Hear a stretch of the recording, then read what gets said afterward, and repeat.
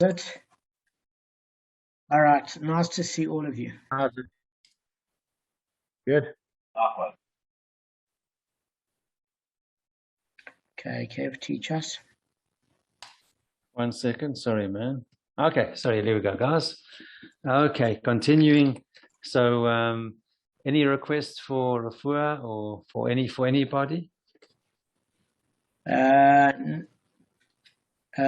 not at the moment.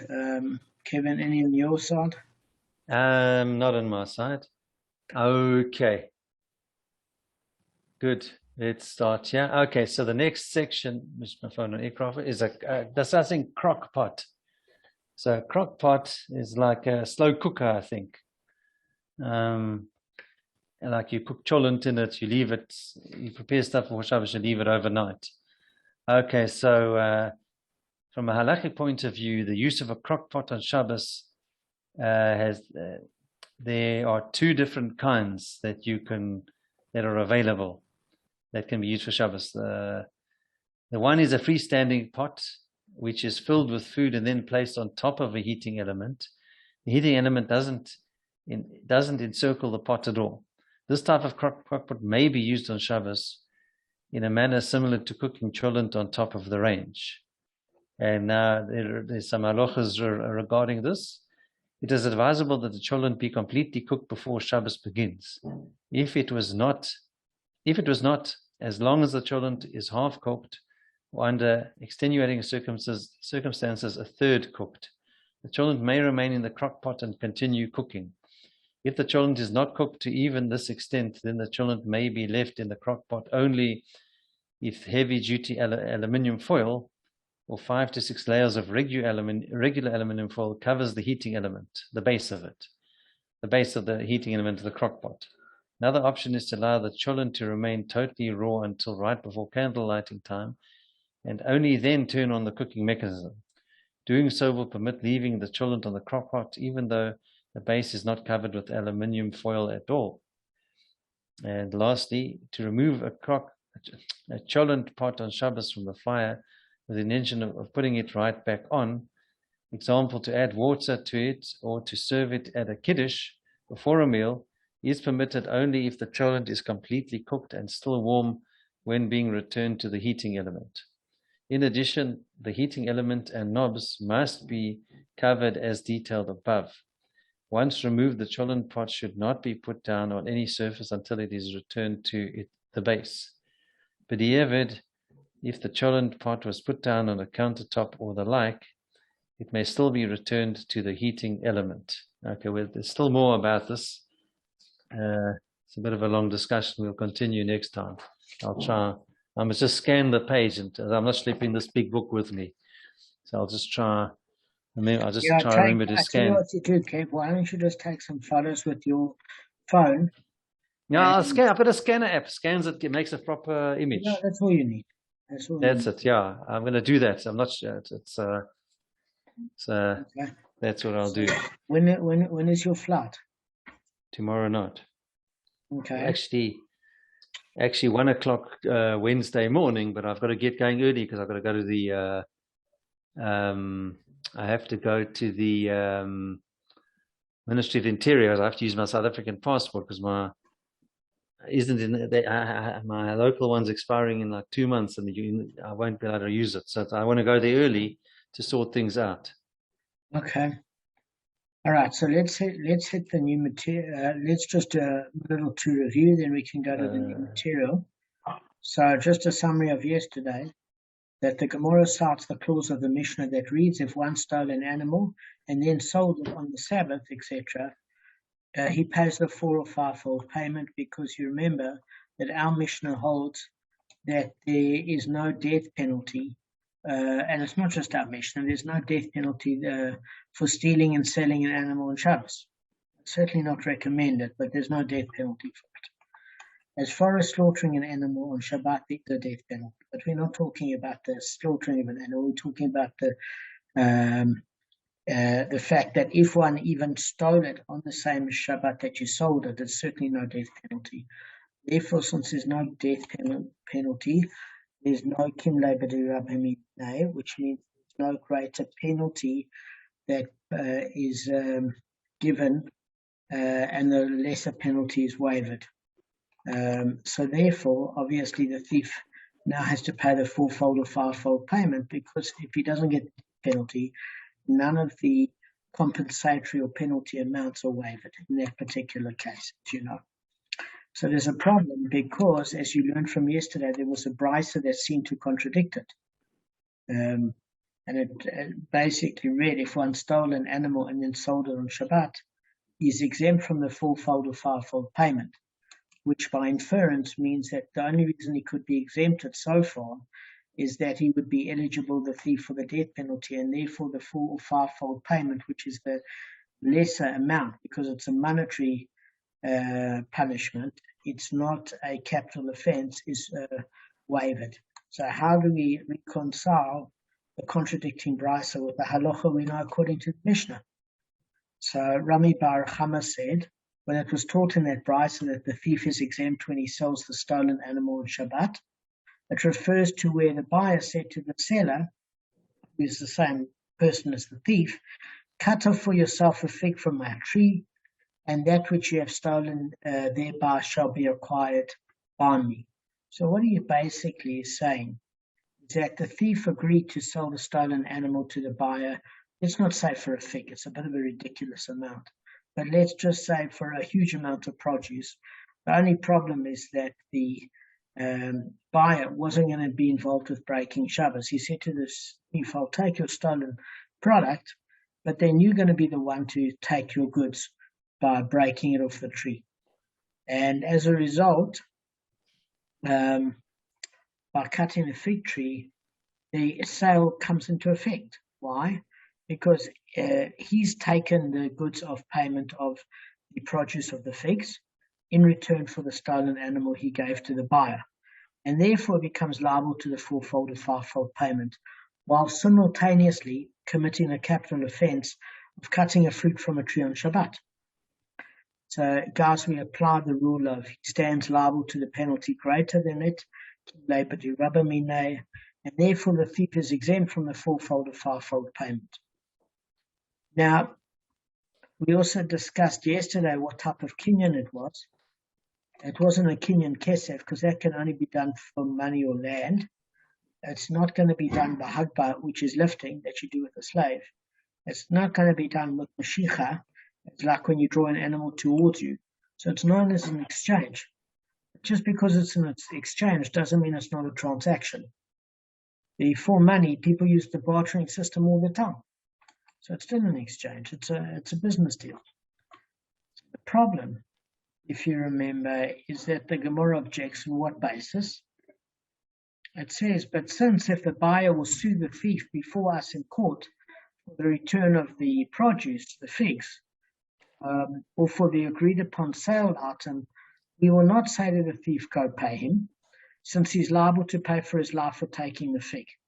In other words, because now the thief broke Shabbat, he gets the death penalty, or he has the potential to get it, he's not liable to pay the four or fivefold payment either. But apart from that, it's not an effective sale, because even if he wishes to keep part of his agreement and go through with the sale, the problem is that his taking of a fig doesn't obligate him to make compensation for it, because it's as though he received nothing from the buyer. In other words, the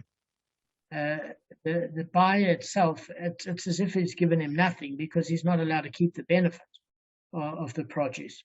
And therefore, the brisa can't be referring to where the buyer told the thief to effect a sale by picking a fig. For in that case, the sale's not effective altogether. Why? Because they can't legitimize a sale that's happened through breaking of Shabbos. So if you remember correctly, how that was dealt with, is there was a counter suggestion by Rav Papa, who said that this brisa basically refers to where the buyer said to the thief, throw what you have stolen in my courtyard, and that which you have stolen shall thereby be acquired by me. So what he's saying is that if you're breaking Shabbos, the previous Rav Chami, if we were looking at Rav Rami Bar Chama, there's a problem because you can't have a case in court, not an effective sale. But more than that, Gavin, the problem is that you can't keep the produce that you stole by breaking it on Shabbos, technically. Therefore, it's not an effective sale because the seller doesn't get his value even from the stolen carcass. So this case of Rav Papa is slightly different. What Rav Papa is suggesting is that the buyer said to the thief, throw what you have stolen into my courtyard, meaning the animal carcass, and that which you have stolen shall thereby be acquired by me. Now, what it means is that he got the sale, the animal carcass, the buyer, and in return, he's giving him produce that he doesn't have to give him on a Shabbos. And therefore, so you never use Shabbos in order to get the produce. The sale is effective. You could basically sue him for it. So that's a case of a valid sale. Does that make sense? Okay, so since the sale is valid, then that seems to stick according to the Gemara. But there is a slight issue. So in other words, before we get there, the thief and the buyer agreed on a sale price for the stolen animal. And basically the buyer told the thief to effect the sale by throwing the stolen animal into the buyer's courtyard. So the thief did so on Shabbat by lifting the animal into the public domain and heaving it into the buyer's enclosed courtyard, which is a private domain, and the buyer acquired the animal. So the thief became simultaneously liable to the death penalty for breaking Shabbat biblically, and also to the fourfold or fivefold payment of the stolen animal. So when both of those occur together, there's no four or fivefold payment. So that's how we explain the brisa. Because in this case, it's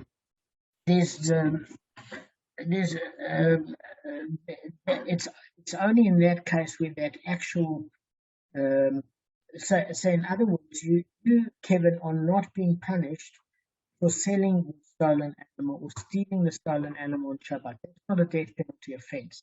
So what the Gemara is trying to do here is explain the brisa about how another act of Sabbath desecration at which there is a death penalty in terms of punishment affects Kim Labati Rabba Midna, and thus there's no four or fivefold payment. Okay? So there is a slight problem because this agrees with Rabbi Akiva but not with the rabbis. Gavin, why?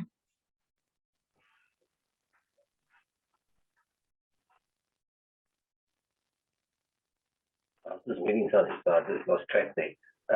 I'm sure I know this.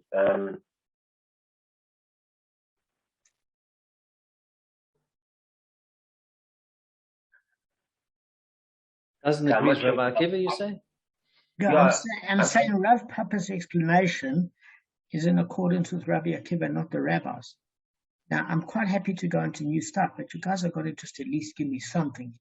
I mean, I've repeated. Why? Are you saying what's the reason? Or what's the reason? What's the reason that it's okay with Rabbi Akiva, not with the rabbis? What's okay? Sorry, I was just doing something with my back and I actually lost track.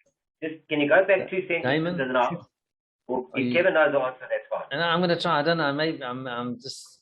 Is it that there's no? Is they trying to maybe show leniency to this and not give the death penalty to the thief? Is that why? No. All right. So I want to ask you a more basic question, Kev.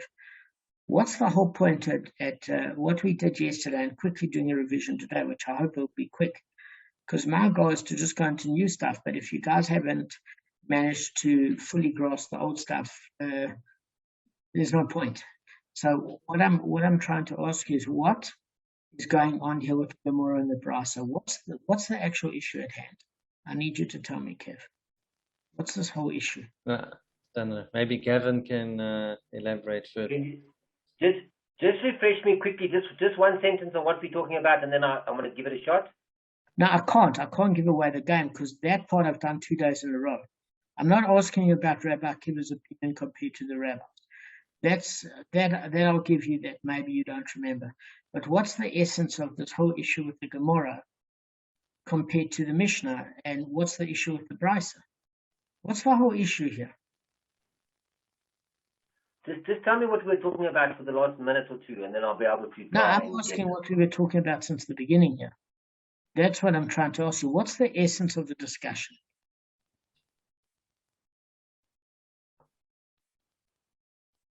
The theft, some thefts took place on Shabbat, and Melachot, and Yom Kippur also, but mainly Shabbat, and why there's no death, there's no death sentence for those actions. No, give another go.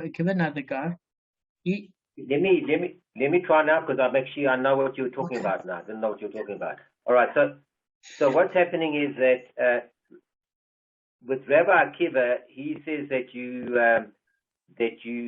can't throw it from one domain to another, but the rabbis say that you can throw it from one domain to another, as long as it skips and doesn't land on the ground. The moment it hits that ground, then you're okay. So that's what the rabbis say. So it is in accordance with so Rabbi Akiva would agree. And yeah, we're talking about. Sorry,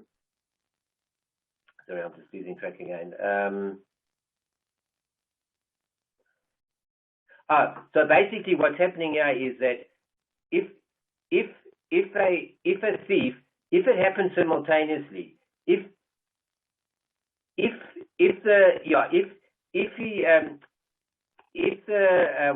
gets the death penalty and he gets the full fivefold payment, and it happens exactly simultaneously. So, like, as that animal hits the ground, he's broken Shabbos, and he's done that, and he deserves the penalty. Then the penalty will fall away, and then because the death penalty, because of Kibbeh, you know how to say it, pronounce it, because of that, it overrides. So the more serious out of the offences, which is the death penalty, takes place. So if you land up getting the full fivefold payment, it means you didn't get the death penalty. So well done to you. Better to rather pay the full fivefold payment. Excellent. So Kevin, we're going to just take it from the top. First, I'm just going to give it to you in a few steps. So step number one. I just went blank on what you were talking about. I apologize. No, you did excellent. And I'm happy to go into new stuff, just as long as you understand step by step. So the first step is the following. Our Mishnah states categorically that if you steal an animal and you sell it, whether you steal it on Shabbat and sell it on the same Shabbat, or steal it during the week and sell it on Shabbos, either way, both the stealing as well as the selling of the animal is not a death penalty offense. That's what the Mishnah says. And therefore, since it's not a death penalty offense, there's an obligation to pay a four or fivefold penalty, depending if it's an ox or a sheep.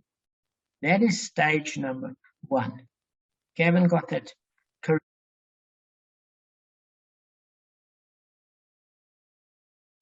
So, step number one, Kevin, is to understand that our Mishnah says if you steal it on Shabbos and you sell it on Shabbos, or if you steal it on Shabbos, or if you only sell it on Shabbos, if you do both, these are not death penalty offenses. It's not great, but it's not a death penalty offense. And therefore, you owe the four or fivefold payment, because we learn if you sell a stolen item, you're eligible for the four or fivefold payment. That's your own. The only time you don't owe it is if a death penalty kicks in for some other reason of breaking Shabbos at the same time when an act was caused where the transaction took place. So that's what we think that the Brisa is trying to say, because the Brisa differs from the Mishnah. It's saying that if you sell an animal on Shabbos, there's no four or fivefold payment, which means there's obviously a death penalty. So it cannot be for stealing or selling the animal.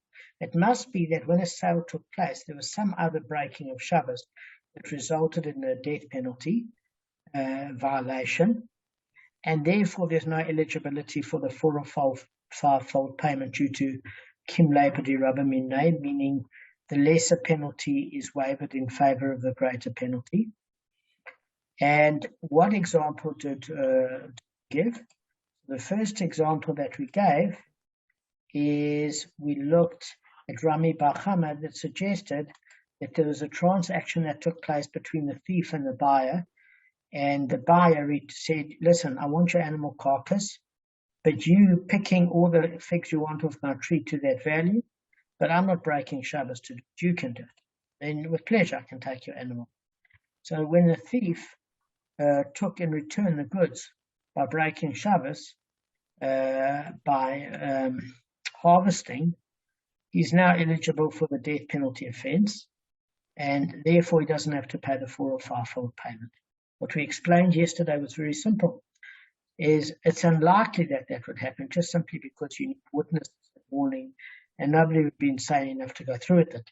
But the fact of it is, as we explained from the thief and the barrow in that example in Sanhedrin, that if that penalty, even if that penalty isn't implemented, the fact that you're eligible for that penalty means that Kim Labor takes effect. It doesn't mean it has to actually be effectively implemented or executed, no pun intended. Then in that particular case, don't make me laugh. So in that particular case, there's no 4 or 5-fold payment, but there's a problem with this, Kevin. And that problem is that it could never go to court. And since it can't go to court, it's not an eligible sale.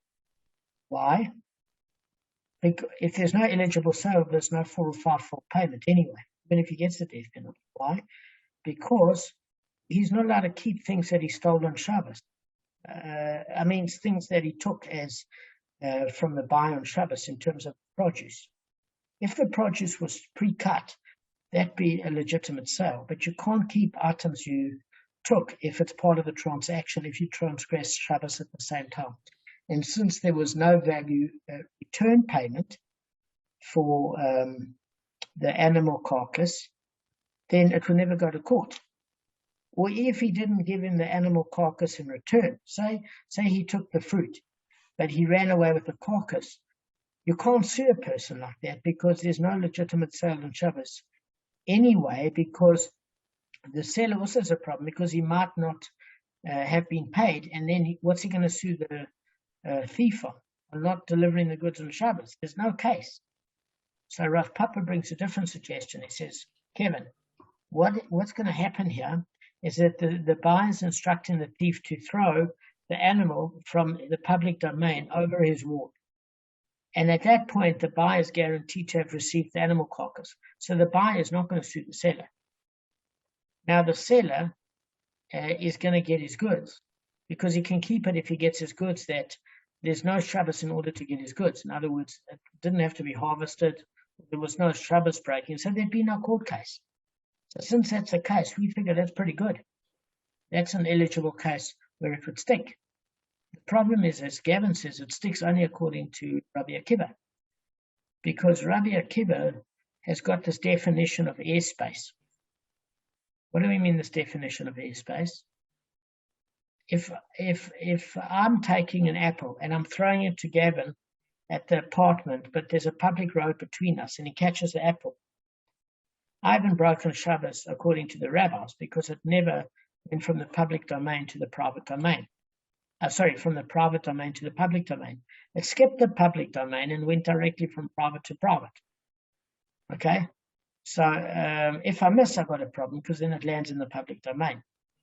So the rabbis say, look, that's not a problem because it's going from private. I'm throwing the apple. Gavin's catching the apple. Private to private. The public in between never landed there. Rabbis say there's no problem. Rabbi Akiva says there's a problem because the minute it enters the airspace, not where it lands, from private to public or public to private, that's considered breaking of Shabbos. So this Rav Papa works well according to that particular case because the sale takes place the minute the carcass enters the airspace of the buyer, because then it's only a matter of time before it lands. So therefore, there is a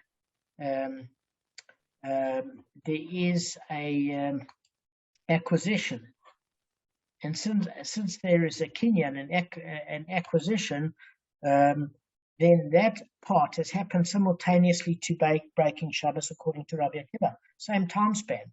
The minute it enters the airspace, it went from public to private, broke Shabbos, and then it was in the domain from the airspace of the buyer. Therefore, the transaction took place. So therefore, the full fivefold payment for the sale, that penalty, is waived because the thief is now going to get the death penalty for breaking Shabbos from a public to a private domain.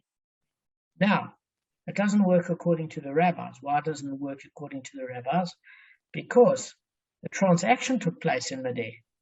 Because you have got a kinyan, an acquisition, while it's in the airspace, because eventually it's going to land on the ground.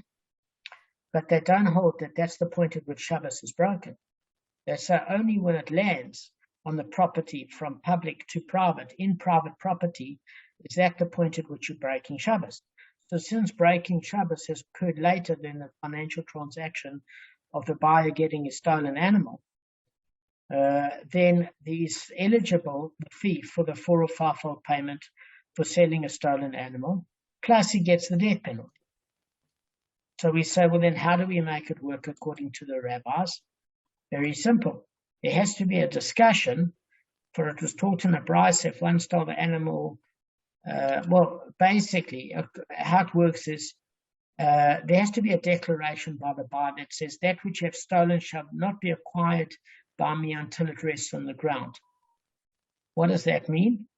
Is that at the end of the day, is that the buyer can say, I only trust that when it lands on the ground, that I in fact have control over what I bought from you.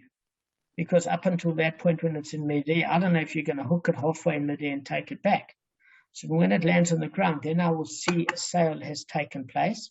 And that then is the exact time period as when it lands on the ground is when he broke Shabbos from taking it from a public domain to a private domain. Since those acts occurred simultaneously, the 4 or 5-fold payment is waived at that point.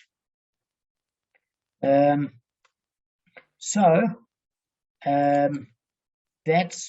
pretty clear. Now I just want to cover a bit of new ground because we've got like 6 minutes. So, Damon, do you want to do a new link? Do you want to send a new link, and we can, because we missed it. Let's see how we go. Let's see how we go. So the Gemara so far seems to have rejected Rami Bava Kamma's explanation of the brisa, and it accepted Rav Papa's. But we're saying there has to be a way to make Rami Bava Kamma's explanation work. Otherwise, it wouldn't be in the Gemara. Rava comes to the defense of Rami Bava Kamma, and he says, in fact, as explained by Rami Bava Kamma, you know, with the story with the figs, that the thief had to take the produce for himself in order for him to get paid for the animal carcass, and that's when he broke Shabbos, and simultaneously occurred the 4 or 5-fold payment. But because at the end of the day you can't keep produce you broke on Shabbos, there's no ways that there's a court case there. And as far as the buyer is concerned, if the thief runs away with the carcass, what's he going to sue on?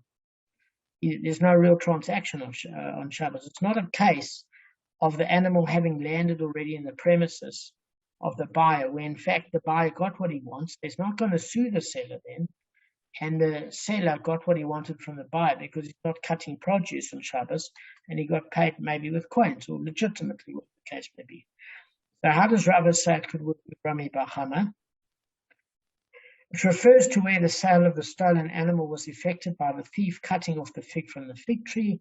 And as for your objection that this does not constitute a sale altogether, since the buyer cannot sue the thief for the return of his fig, or its agreed upon compensation, meaning it could be a whole fig tree.